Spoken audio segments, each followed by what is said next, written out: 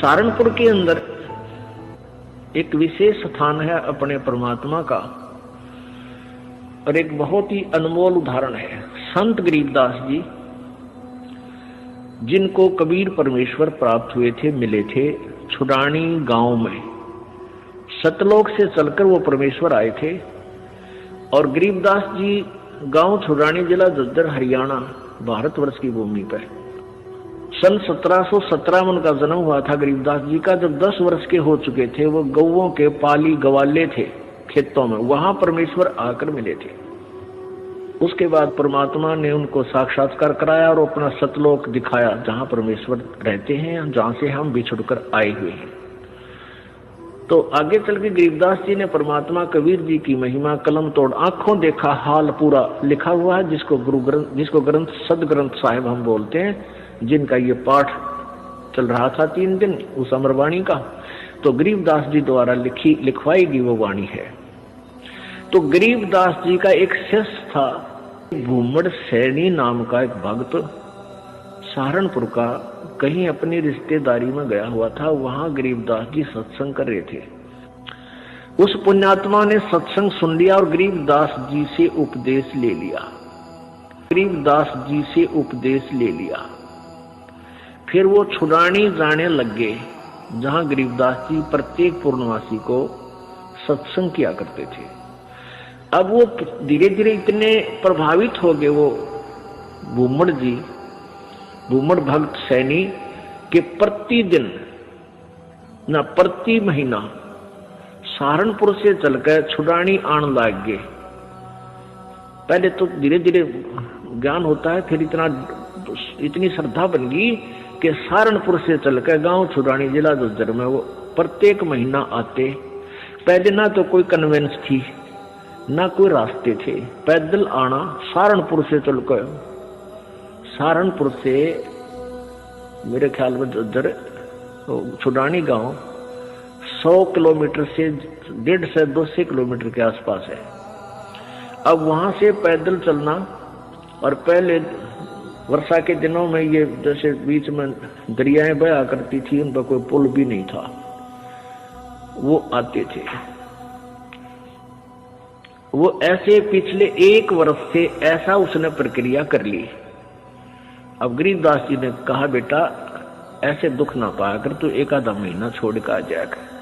नहीं बोला, गुरुजी मेरे पर डटया नहीं जाता, मुझसे रुका नहीं जाता। तो गरीबदास जी बोले, कोई बात ना, ले बेटा तेरी मौज है। अब क्या हुआ कि गरीबदास जी ने भादुआ सुदी दूज को शरीर छोड़ना था। उससे पहले उस भगत से कह दिया, बेटा अब तू यहां मत आना, ये मेरा ऑर्डर है, आज के बाद यहां नहीं आएगा। अब भूमड़ रोने लग गया, भूमड़ भगत रोने लग गया। काफी रोता रहा कि गुरुजी ने ये बड़ा आदेश दिया, क्या बात है, मेरे से कोई त्रुटि बन गई, कोई गलती होगी मेरे से। परमात्मा गरीबदास जी बोले, बेटा क्यों रो रहा है? कि जी यूं रो रहा हूं, मुझदास से कोई गलती तो नहीं बन गई, आपने यहाँ न आने का, आपके दर्शन ना करने का आदेश दे दिया। परमात्मा ने कहा, गरीबदास जी ने कहा कि दर्शन ना करने का आदेश नहीं दिया मैंने, यहाँ न आने का आदेश दिया है। मैं तेरे पास वहीं आऊंगा बेटा। बालक मैंने शादी कर दी, 4 लड़के थे, 2 लड़की गरीबदास जी के पास संतान थी। लड़कियों ने शादी नहीं करवाई, ब्याह नहीं करवाया था, वो आजीवन ब्रह्मचारी रही थी अपनी भक्ति की। 4 बच्चों का ब्याह कर दिया। अब मैं फ्री हूं बेटा, वहां आऊंगा तेरे पास, और तेरा बाग है बताते हैं वहां। अच्छा आकाश जी आपकी दया है, आपकी कृपा से तो सब कुछ हो रहा है। तो भाई उस बाग में मेरी एक झोपड़ी डाल दिए बेटा, मैं भी अपना भजन करूंगा और तेरे को सेवा दर्शन हो जाएंगे। तो बड़ा खुश होया और वापस चला गया। अब इंतजार कर रहा है, गुरुजी आए नहीं। उधर क्या हुआ, गरीबदास जी ने वो शरीर छोड़ दिया भादुआ सुदी दूज को सन 1778 में। तो 6 महीने हो गए। भूमड़ वहां रोए जैसे धर्मदास जी रोया करते तरफ में, और इतना बुरा हाल हो गया, हे भगवान क्या हो गया। और उधर से उसका बाग सूख गया, बाग कति सारे में कीड़ा लाग के कति सारा सू किया। उसने सोची भाई मेरे भगवत जरूर अवश्य गलती बनी है जब गुरुदेव ने मुझे वहां दर्शन करने की मनाही कर दी। अरे इधर से यहाँ मेरा बाग सू किया, अपने आप को कोस रहा है, अपने अपने अपने अवगुणों को ढूंढ रहा है। मैंने कौन सी गलती ऐसी कर दी जो गुरु जी रूस के मेरे थे। तो 6 महीने रोता रहा। बसंत पंचमी के दिन गरीबदास जी बहादुआ में शरीर छोड़कर बसंत पंचमी के दिन उसी शरीर में 61 साल की आयु के शरीर में, और वह भूमड़ के घर पर जाकर सच्चाई बोल दी। अब भूमड़ चरणों में पड़कर खूब रोया है। भगवान मंत्र ने सोच ली थी कि मेरे से कोई गलती बन गई गुरुदेव, आप रुष्ट हो गया, पाए कोई ना। गरीबदास जी बोले भाई कोई बात ना बेटा, थोड़ा सा लेट हो गया, मैंने काम हो गया था। और भाई मेरा जो ना उस बाग में झूपड़ी डाल दे, जो तेरे बाग है ना, यहाँ घर में तो मैं नहीं रह पाऊंगा, वहां के एकांत में भगत भजन कराया तुम्हें। तो भूमड़ बोला महाराज जी वहां तो बाग तो सूख गया। गरीबदास जी बोले सूख के बाग में झोपड़ी डाल दे मेरी, कोई बात नहीं। अब गुरु जी की आज्ञा पाकर उसने वहां एक झोपड़ी एक हट बना दी फूस फास डाल के। हफ्ते पाछे वो सारा बाग हरा भरा हो गया। गरीबदास जी वहां बैठते ही सारा नगर देखण आया, वो पूरा शहर देख, छोटा गांव था जो भी शहर बरवाड़ा जितना, सहारनपुर, यानी 200 वर्ष पहले की बात है। तो सारा गांव नगर देखण आया, बहुत से उस चमत्कार से भाई भूमड़ कहे मेरे ये गुरु जी हैं जिनकी मैं रोज महिमा गाया करता था, ये बड़े सिद्धि युक्त हैं, बड़े पहुंचे हुए महात्मा हैं। और भाई बहुत से मुसलमान और हिंदू गरीबदास जी के शिष्य वहां हो गए। अब क्या बात है कि वहां ये दास क्या बताना चाहता था, एक सिद्धि वो चोले धारे, एक सिद्धि नी तत्व विचारे। वहां एक लाल दास नाम का सिद्ध पुरुष था, उसका भी जहां गरीबदास जी का आश्रम बना हुआ छोटा सा, जहां उन्होंने दोबारा शरीर छोड़ा था, उसके साथ में ही 300-400 फुट की दूरी पर लाल दास जी का बहुत बड़ा मंदिर बना रखा है। वो शिव विष्णु पुजारी था। अब क्या हुआ कि वहां 35 वर्ष तक गरीबदास जी उसी रूप में रहे। हिंदू और मुसलमान दोनों ही गरीबदास जी के शिष्य बने, क्योंकि ये ज्ञान ही एकता उपजाने का है,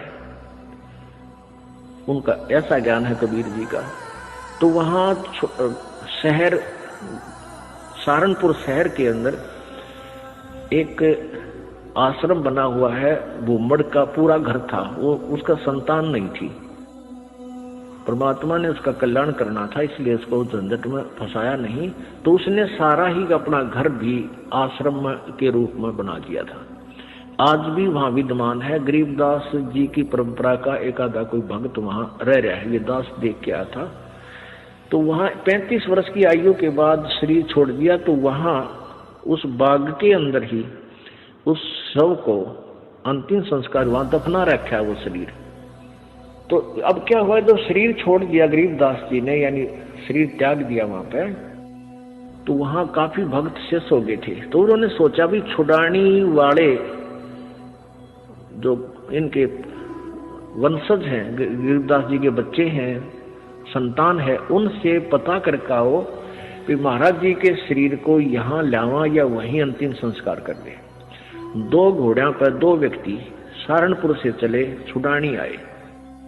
तो उनसे कहा कि भाई ऐसे ऐसे गुरुजी ने शरीर त्याग दिया है, महाराज गरीबदास जी ने, यानी आपके दादा ने दादा ने पिताजी ने, जैसे भी उनके नेक थे, तो सहारनपुर में, और आप बताओ क्या करना है। उनको यहाँ कहो तो यहाँ लाए, कोई बैलगाड़ी में डाल के, और या ये कहो कि वही अंतिम संस्कार कर दे, तो आप साथ चलो हमारे, उनका अंतिम संस्कार कर देते हैं।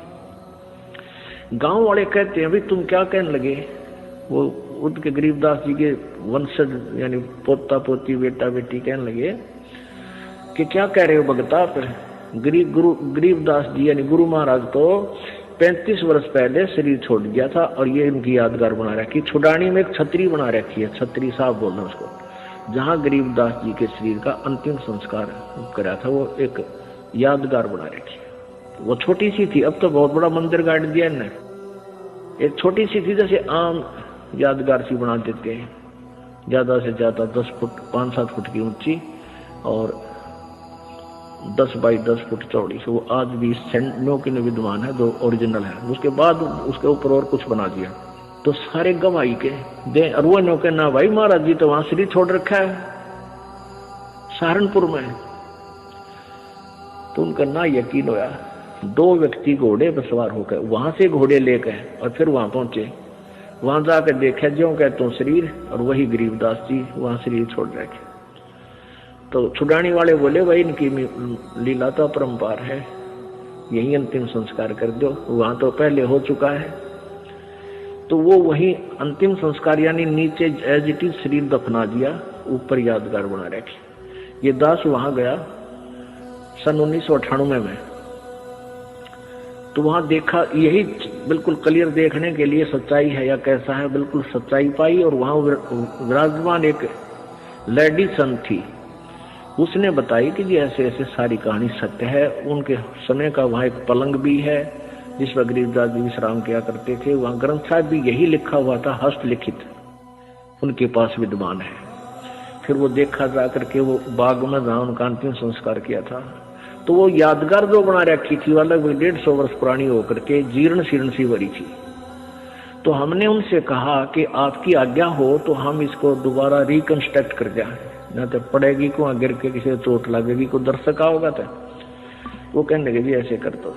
फिर हमने क्या किया कि नीचे का पोर्शन नहीं छेड़ा, वो पुरानी छोटी छोटी ईंटों से बना हुआ था, उसके ऊपर की दोबारा से बढ़िया ईंटों से और एक अच्छा गुम्बद सा बनाकर वो तैयार किया। और उसके ऊपर पूरा एक बोर्ड लगा रखा है, पूरी कहानी लिखी हुई हमने कि ऐसे ऐसे ये हुआ था। अब कहने का भाव ये है दास का कि उन्हीं के साथ में एक लाल दास जी थे। तो उनके बारे में क्या प्रसिद्ध था कि वो अपने भक्तों के निकलता था तो मांगने जाता था आहार। एक कहता था मेरे पास, हमारे घर भी आए थे लालदास जी। एक दूसरे शहर में कहता था यहाँ भी लालदास जी आए थे। तो वो एक सिद्धि बहुचोलेधार है, उसके पास एक हल्दी की गांठ थी या हल्दी की एक ही गांठ थी, यानी एक सिद्धि थी, उसने महात्मा पा गया। लालदास जी के क्या करते, उसने अपना नियम बना रखा था। वो सिद्धि से यानी वहां जाता था, गंगा पर स्नान करके आता था प्रतिदिन। सुबह उठता और गंगा पर स्नान करने जाता था और शाम को वो वापस आ जाता था। अब सुबह 4 बजे चलता, शाम ने आता, ऐसे उसने अपना मनमुखी नियम बना रखा था। एक बार वो बीमार हो गया तो चिंतित हुआ। गरीबदास जी उनके पास जाते थे, उन्हें ज्ञान भी समझाते थे, पर वो अनाड़ी कति नहीं माना था। वो इतना बीमार हो गया कि उसको चिंता होगी कि भाई मैं अब स्नान नहीं कर सकूंगा गंगा में। तो गरीबदास जी उसको चिंतित देखकर कहने लगे भाई चिंता ना करे, सवेरे गंगा यहीं आ जाएगी तेरे आसपास ही। अब उसमें चिंता होगी कि भाई कैसे आवेगी। गरीबदास जी ने वहां जाकर खड़ा होगा कि आजा लालदास। जहां लालदास जी का वो आश्रम है उससे 100 फुट की दूरी पर वो अब भी गंगा बह रही है, छोटी सी नाला सा है, उसको गंगा जैसा ही जल है उसमें। तो गरीबदास जी ने ऐसे इशारा कर दिया, थोड़ी सी दूरी से नीचे से अपने आप एक झरना सा फूटा और पानी बहने लग गया। अब लालदास जी सोचने लगे कि भाई क्या पता ये वही गंगा है या दूसरी। वो नहा तो लिया उस दिन, क्यों उसका तो प्रण बना ले, फिर उसको चिंता होगी कि गरीबदास ने मुझे बहका दिया हो और नहाने के लिए अपनी सिद्धि तो यहीं से को जल निकाल दिया हो। एक उसका चेला था लालदास जी का, वो गंगा पर स्नान करके आया था उस दिन, और उसकी धोती रहेगी उधर एक लोटा उस गंगा में बह गया, उस ओरिजिनल गंगा में हरिद्वार में। वो वहां आया, वो कहने लगा, गरीबदास जी बैठे, लालदास जी बैठे थे, लालदास बोला रहा कई दिन आया, अगली गंगा नहान गया था। अच्छा भाई, और ठीक? हाँ ठीक हूँ जी। और कहने लगा जी एक लोटा भी रह गया मेरा, गंगा में बह गया। अरे एक धोती बह गई वहीं पर, तेज धारा थी। गरीबदास जी बोले भाई यहाँ तेरी धोती और लोटा इस गंगा में पड़े हैं, यहाँ ये वही गंगा है जो वहां तू नहा का है। अब लालदास जी ने सोचा भाई जय इसके धोती लोटा यहाँ पा गए तब सचमुच यह वाह गंगा है। दोनों तीनों उठ कर गए, वो धोती लोटा वही, लोटा धोती और उलझ होकर वहीं पड़े उन साथ में गांठ कर, वैसे कच्चा ही गांठ था। वो लोटा उठाया, उस पर नाम था उस भगत का, नाम खुदवा रखा था उसने। ने बोला महाराज जी तो सचमुच वाह गंगा में तो हरिद्वार नहा था और वहां खूब गुम हुए थे, ये पाए यहाँ पर। तब उस लालदास का पेटा भरा, इतना उसकी मृत्यु का कान्य कटा गया। मान लेती की वाणी उसने संभाली कोई ना। तो पुणात्माओं इस तरह हम कहाँ विचलित थे। और संत सब कूप है केते सरिता नीरे, दादू अगम अपारे है ये दरिया सत्य कबीर। ईश्वरीय शक्ति से युक्त बहुत से संत आपको मिलेंगे। अब जैसे कुछ तो कुआ टाइप समझ लो, कुआ कितना इतना ही काम कर सके, आपके पीने का काम चला दे, पानी का पीने का नथिंग, और फिर इसके उससे ज्यादा नहीं। और एक जरीता नीर, और संत सब कूप हैं केते जरीता नीर, दादू अगम अपार है ये दरिया सत्य कबीर। और दूसरे जरीता नीर, जरीता माने झरने से निकला हुआ छोटा मोटा नाला। और कबीर परमात्मा को दरिया समझो कि दरिया में नदी से कितना इतना पानी प्रयोग जल प्रयोग करो, चाहे नहर भी निकाल लो और पशु भी नहा धो लो, उसमें सिंचाई भी कर लो, तो भी जल अंत नहीं होता। यानी पूर्ण समृद्ध है कबीर जी।